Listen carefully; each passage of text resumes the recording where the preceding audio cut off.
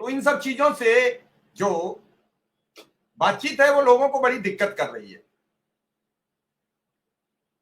मेरा मानना है कि इन सब चीजों पर अगर लगाम नहीं लगेगी तो फिर बात आगे नहीं बढ़ेगी।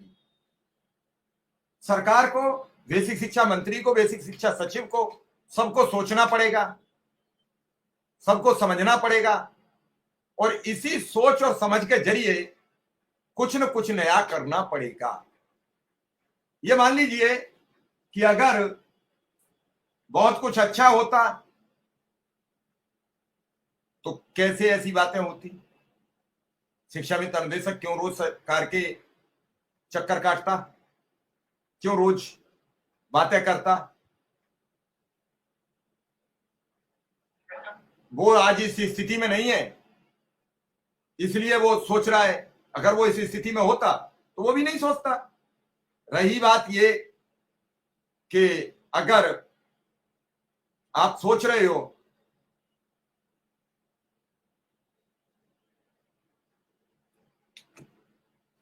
कि शिक्षा मित्र अनुदेशक के लिए कोई मदद नहीं करना चाहता है तो फिर ये सब विधायक, सब सांसद, सब मंत्री क्यों मुख्यमंत्री जी से कह रहे हैं? हाँ, कोई न कोई ऐसा एक गुड़ा गणित सेट हो गया है, जैसे अभी हुआ तो कोई न कोई कहीं ना कहीं एक गुड़ा गणित ऐसा सेट हो चुका है जो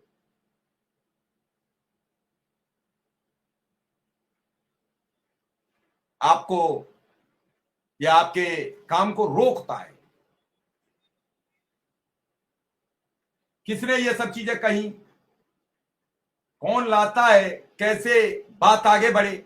और बात आगे बढ़ती है तो फिर हमने देखा बीसीओ संगठन निकल आते हैं, बीसीओ लोग आ जाते हैं मैदान में।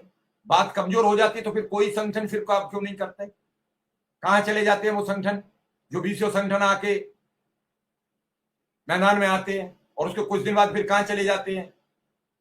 तो इन सब चीजों को सोचना पड़ेगा और समझना भी पड़ेगा। अब या तो शिक्षा मित्र के संगठन अपने सभी जिलाध्यक्ष, अपने सभी पदाधिकारियों से बातचीत करें या शिक्षा मित्र बातचीत करें और कुछ सोचें, विचार करें, तो निश्चित रूप से ये बात बड़ी गंभीर है कि कुछ तो करना पड़ेगा। बिना करे कुछ होगा नहीं। और करने में जो समझ में आ रही है और जिस हिसाब से बातचीत चल रही है उस हिसाब से ये लग रहा है कि सब व्यक्ति या सब नेता, सब ये चाहते हैं कि जो अभी चल रहा है उसमें कहीं आगे बढ़ जाए, उसमें कुछ सपोर्ट हो जाए, उसकी कुछ रास्ता निकल आए तो उसे आगे बढ़ाया जाए। ये चीजें बड़ी गंभीर हैं। बैठक अगर मुख्यमंत्री जी से नहीं हो पा रही है तो फिर किसी भारी भरकम डिप्टी सीएम से बात करो, मुख्यमंत्री तक वो संदेश दें। हो सकता है उनके आपसी नाराजगी हो, लेकिन जनता की बात तो मुख्यमंत्री को बता सकते हैं। यहां बात बिगड़ रही है और थोड़े बहुत परिवारों का जिक्र नहीं है। ये 2 लाख, पौने 2 लाख परिवारों का मामला है। पौने 2 लाख परिवारों से कौन नाराज होना चाहेगा? लेकिन या तो पक्ष जो रख रहा है वो पूरी तरीके से मुख्यमंत्री जी को सहमत नहीं करा पा रहा है, क्योंकि जब तक सहमत नहीं हो रहा है पूरा मामला तब तक कह देना बहुत मुश्किल है। सहमत मुख्यमंत्री जी को होना है। ये बात अब शिक्षा मित्रों के नेता, विधायक, सांसद सबके जरिए से जो समझ में आया है उसके परिणाम ये है कि निश्चित तौर पर जब तक अब मुख्यमंत्री जी हाँ नहीं करेंगे, हामी नहीं भरेंगे, तब तक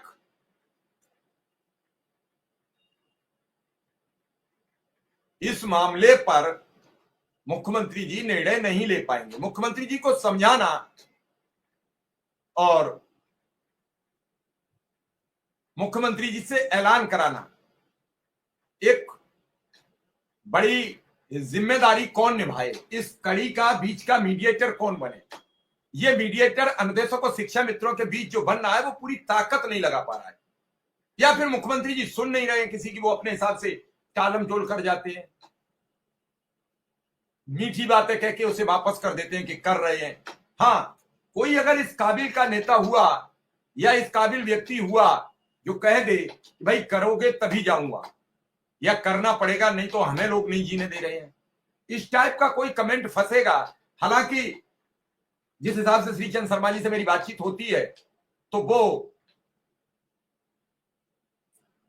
लगातार तैयारी में रहते हैं कि कैसे मदद हो पाए, बार बार वो मिल रहे हैं।